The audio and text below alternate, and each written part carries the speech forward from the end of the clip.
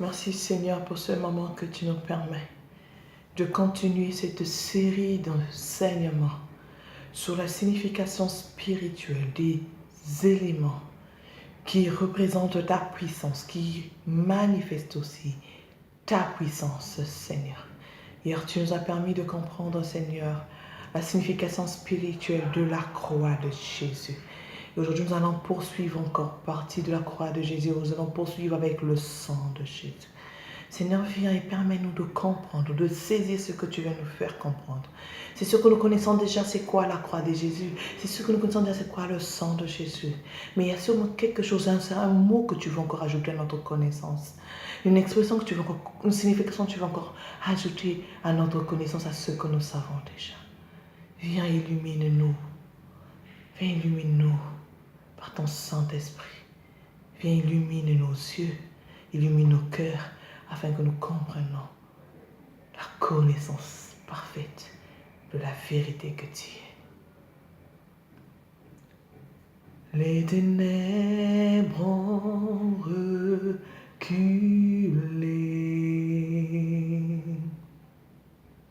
devant l'œuvre de la croix, devant l'agneau immolé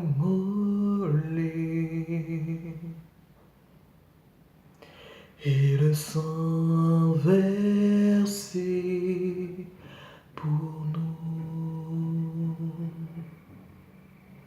Tous les anges pour sa sainteté,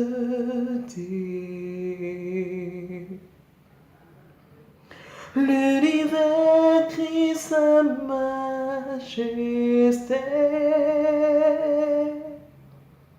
Chantons gloire et puissance, force et louange à l'agneau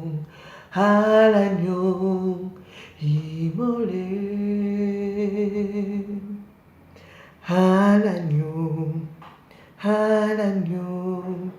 immolé. Nous disons une fois de plus, les ténèbres ont reculé. Les ténèbres ont reculé devant l'œuvre de la croix, devant l'œuvre de la croix, devant l'agneau immolé à la croix, devant l'agneau immolé. Et cet agneau immolé est Jésus, et son sang versé pour nous. Tous les anges pour sa sainteté,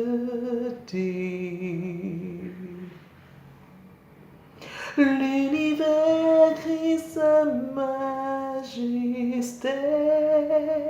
Même Satan et le monde de ténèbres reconnaît sa majesté.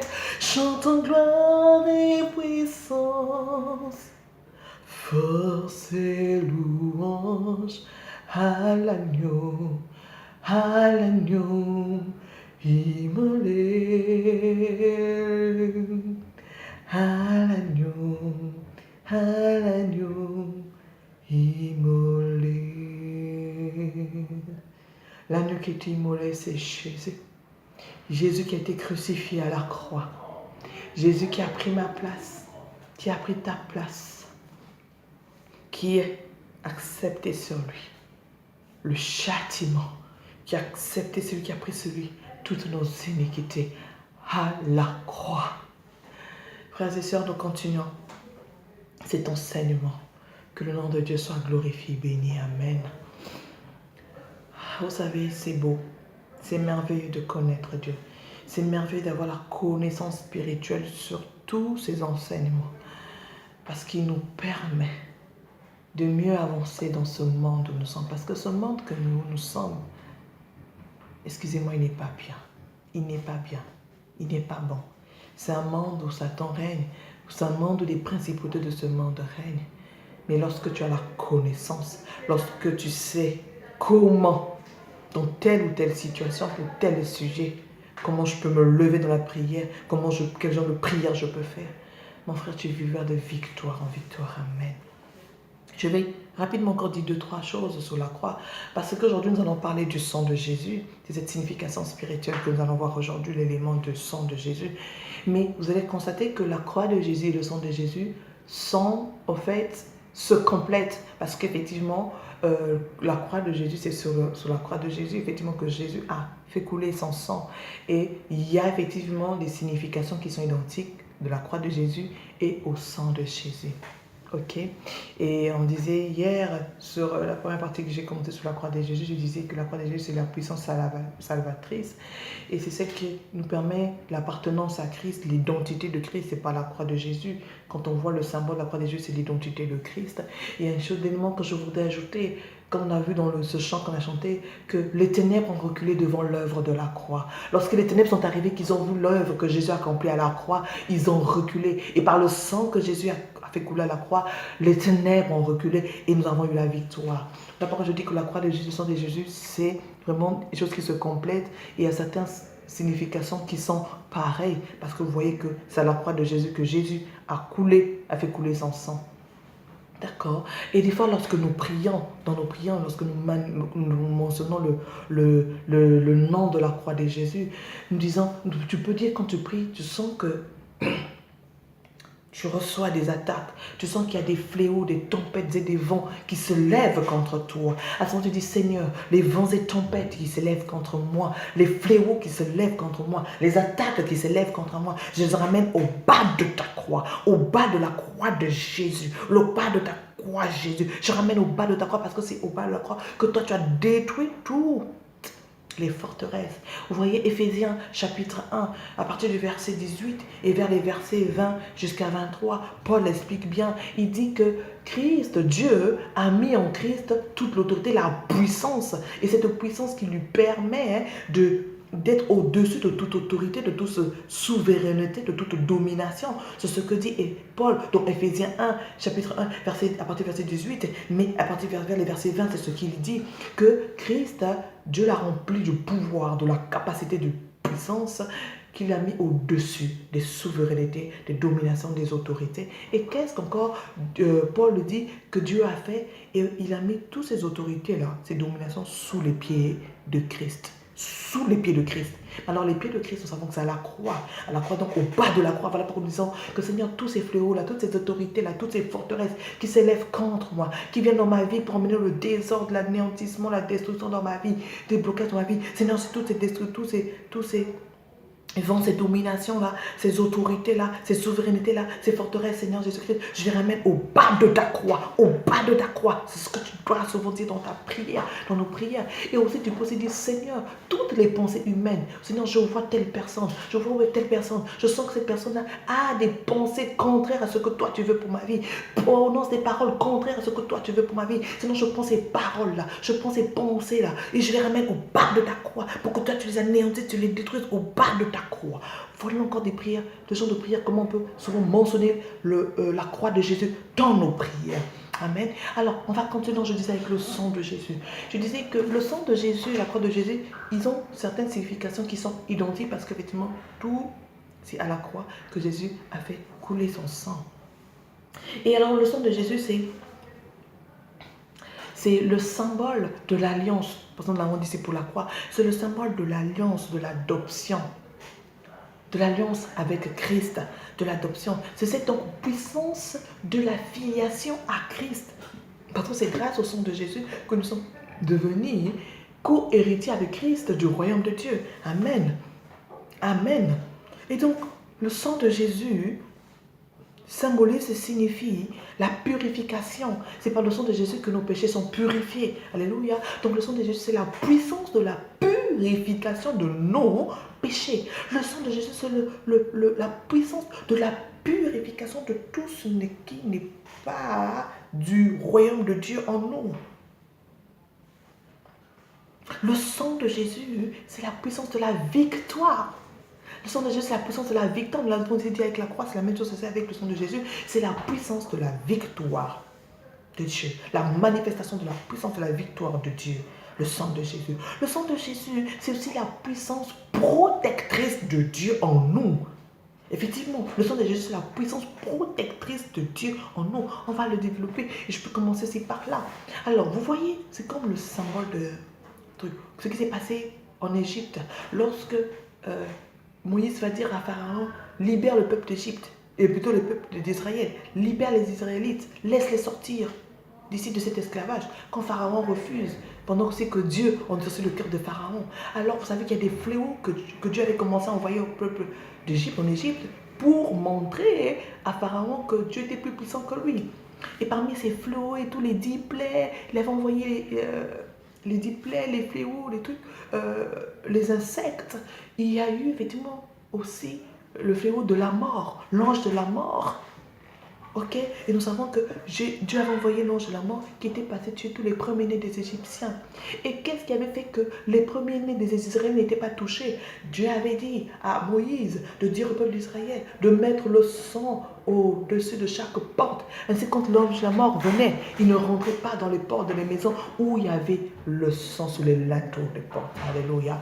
Et ce sang, c'est le sang de Jésus. Lorsque tu invoques le sang de Jésus en toi, lorsque tu invoques le sang de Jésus dans ta vie, lorsque tu invoques le sang de Jésus sur ton corps, ton esprit, ton âme, lorsque tu invoques le sang de Jésus dans ta maison, dans ton foyer, lorsque tu invoques le sang de Jésus dans ton bureau, sur tous tes biens, tes voitures, donc lorsque tu invoques le sang de Jésus sur tes enfants, alors le sang de Jésus vient, il vous protège. Il vous protège. Le sang de Jésus vient, il vous protège. Il vous protège de la mort. Il vous protège de toutes sortes d'attaques du monde de ténèbres. Il vous protège de toutes sortes de fléaux, de tempêtes envoyées contre vous. Le sang de Jésus vous protège. Alléluia. Alors, je disais que le sang de Jésus, c'est la puissance purificatrice. On va lire dans Hébreux, chapitre 13, verset 12. C'est pour cela que Jésus aussi, afin de sanctifier le peuple, par son propre sang, a souffert hors de la porte. Donc, par le sang de Jésus, nous avons été sanctifiés. On continue, Éphésiens, chapitre 1, verset 7. Il dit, en lui, nous avons la rédemption par son sang, la rémission des péchés selon la richesse de sa grâce. Apocalypse 5, 9 nous dit encore, il chantait un cantique nouveau en disant, tu es digne de prendre le livre et d'en ouvrir les sceaux, car tu as été immolé et tu as racheté pour Dieu par ton sang des hommes de toute tribu, toute langue, de tout peuple et de toute nation. Voilà. Donc Hébreux 13, 12, Éphésiens 1, 7, Apocalypse 5, 9 nous montrent effectivement que par le sang de Jésus, nous avons été purifiés, sanctifiés de tout péché. Et par le sang de Jésus, effectivement aussi, il y a la puissance du rachat qui dit aussi, effectivement, c'est dit effectivement que dans Apocalypse 5, 9, car tu as été immolé et tu as racheté tu as racheté pour Dieu par ton sang des hommes de toute tribu, de toute langue, de tout peuple. Par le sang de Jésus, nous avons la puissance du rachat. Donc, par le sang de Jésus, par le sang de Jésus, nous avons été rachetés. La puissance du rachat. Donc, et je continue pour dire, Hébreux 10, 19 dit, ainsi donc, frères, puisque nous avons, au moyen du sang de Jésus, une libre entrée dans le sanctuaire. Les versets 20 dit, donc, entrons donc, approchons-nous donc du Seigneur. Quand vous lisez après les versets 20, c'est ce que vous avez dit, approchons-nous donc du Seigneur. Donc, par le moyen du sang, grâce au sang de Jésus, nous avons maintenant accès dans le sanctuaire. Nous avons accès dans la présence de Dieu. Plus que nous appartenons maintenant à Christ, plus que nous appartenons maintenant à Dieu, Jésus par son sang nous a rachetés. Jésus par son sang a dit maintenant, ceux-ci m'appartiennent. Et Hébreux 12, 24 dit ceci, de Jésus qui est le médiateur de la nouvelle alliance et du sang de l'aspersion qui parle mieux que celui d'Abel. Les amis, nous vivons dans un monde de combat. Si des fois tous nous pouvons avoir les yeux pour voir ce qui se passe dans le monde spirituel, dans le monde invisible, parce que le monde invisible commande le monde visible. Avant même que tu aies d'abord une plaie là, ça commence par le monde invisible. Avant que tu aies une attaque, ça commence par le monde visible. On ouvre une parenthèse, je vais vous dire une chose. Vous savez, les grands réalisateurs des films ou des séries sont pour la majorité des illuminaciers. des occultistes. Donc, dans leur monde spirituel, ils voient des choses. Des fois, quand vous voyez qu'on vous montre non les extraterrestres, ou non les... comment je peux le dire ou non les monstres, les trucs et tout ça là. Mais c'est parce que dans le monde spirituel où ils sont, ils voient ces choses. Maintenant, qu'est-ce qu'ils font? Ils viennent maintenant les rapporter un peu dans les films, ils vous mettent ça dans les films. Je vous prends exemple, si vous avez suivi le film, c'est bizarre, moi quand je l'ai suivi, j'ai pensé à ça.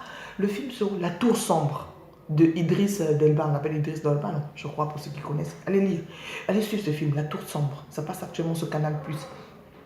On montre comment, dans la Tour Sombre, dans le côté obscur, l'assassin utilise la tête, ça veut dire que la puissance qu'a un petit engin, et lorsque il branche un appareil, il fait sortir une lumière, et quand cette lumière sort de cette tour, il y a un tremblement de terre qui se passe dans le monde des vivants. Les amis, vous voyez la corrélation. Ça commence dans le monde invisible, le monde obscur, et ça attaque le monde. Les amis, je sais que ceux qui ne sont pas assez développés, connaissant le monde spirituel, vont dire mais des fois, mais Joseph, tu nous racontes quoi, mais ce n'est pas de votre faute. Pour ceux qui n'ont pas encore eu à avoir accès dans certaines choses du monde spirituel, tu vas dire waouh, elle raconte quoi. Et ceux qui savent, c'est ceux qui sont dans le monde occultiste, ceux qui sont aussi des chrétiens spirituels dont la spiritualité s'est élevée, comprennent. Et peut-être Dieu permet que je vous dise certaines choses pour que vous soyez conscients de certaines choses, que c'est réellement le monde, il se passe beaucoup de choses dans le monde invisible. On revient. Je ne veux pas vous laisser sortir du thème. On revient. Je parlais donc du sang de Jésus. Et je parlais tout à l'heure de Hébreux 12, j'ai fini par les Hébreux 12, 24, où on disait que Jésus qui est le médiateur de la nouvelle alliance et du sang de l'aspersion qui parle mieux que celui d'Abel. Vous avez vu comment Caïn, quand il a tué Abel, quand vous allez dans Genèse, et quand il a tué Abel, il entendait le sang de Abel crier. Le sang d'Abel criait.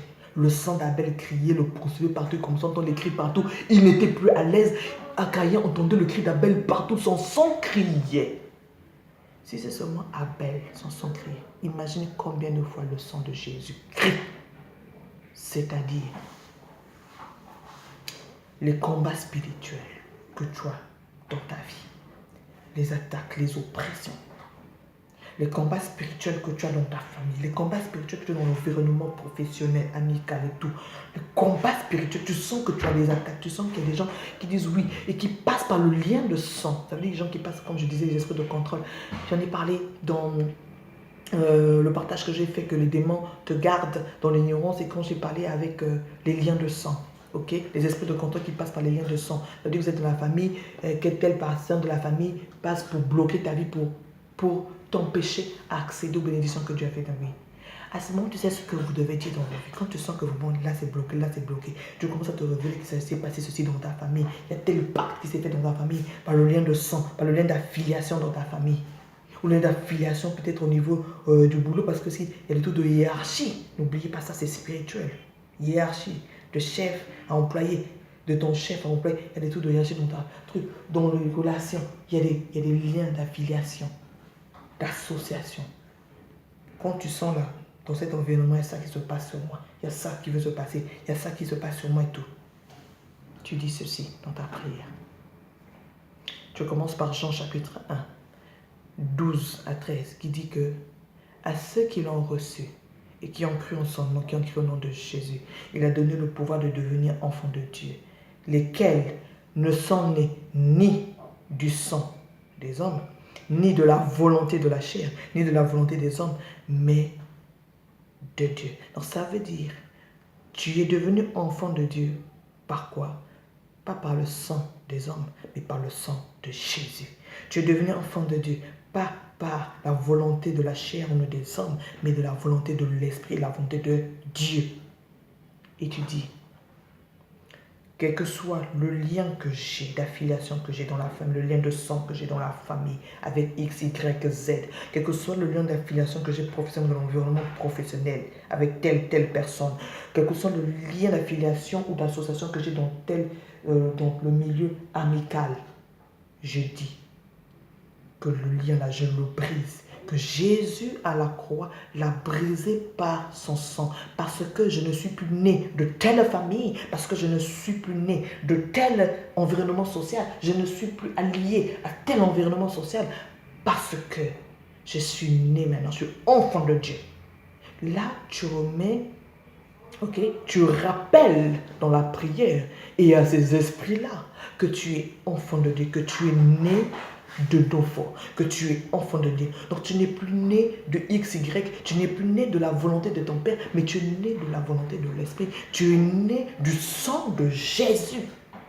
Et ce sang-là, que Jésus a fait pour la Golgotha, t'a racheté de tous ces pactes, de toutes ces condamnations-là, t'a racheté de tous ces blocages-là qu'on avait mis dans ta vie ou qu'on est en train de lever dans ta vie, qu'on est en train de mettre dans ta vie ou dans la vie de tes enfants, de ton mari, de ta femme, de ta frère et soeur. Tu dis que Jésus à la croix, il avait déjà brisé cela, nous avait déjà racheté. Racheté, nous a déjà fait sortir de ces emprisonnements-là. Le sang de Jésus nous avait fait sortir de son emprisonnement, de ces blocages-là, de ces liens d'affiliation-là, de ces liens de sang, parce que nous ne sommes plus nés d'un homme ou d'une femme, nous ne sommes plus nés ou associés à XY, mais nous nous sommes rattachés maintenant à Christ par son sang. Le sang de l'alliance. J'invoque le sang de l'alliance en moi et qui vienne asperger encore pour purifier maintenant tout ce qui est négatif, tout ce qui est ténébreux en moi. Est-ce que quelqu'un me saisit? Tu te sens, tu es malade. Ésaïe 53, verset 5 dit qu'il a été brisé à cause de nos péchés, Jésus. Que Jésus, plutôt qu'il a été blessé à cause de nos péchés, qu'il a été brisé à cause de nos iniquités, et que le châtiment qui nous donne la paix est tombé sur lui, et que c'est par ses meurtrissures que nous sommes guéris. Le sang de Jésus te donne la guérison. Le sang de Jésus est le symbole de la puissance de la guérison. La guérison, le sang de Jésus. Donc quand tu sens qu'il y a un dysfonctionnement dans ton corps, tu vas à l'hôpital, on fait les examens, on ne voit pas la maladie. Tu te sens mal, tu sens que ça ne va pas, tu cherches tout, on ne voit pas la maladie. Ou on a fini par voir la maladie, mais le traitement, tu sens que ça ne va pas. Tu dis, Seigneur Jésus, je veux que ton sang vienne, qui remplisse mes veines, que ton sang vienne et qui remplisse mes veines, que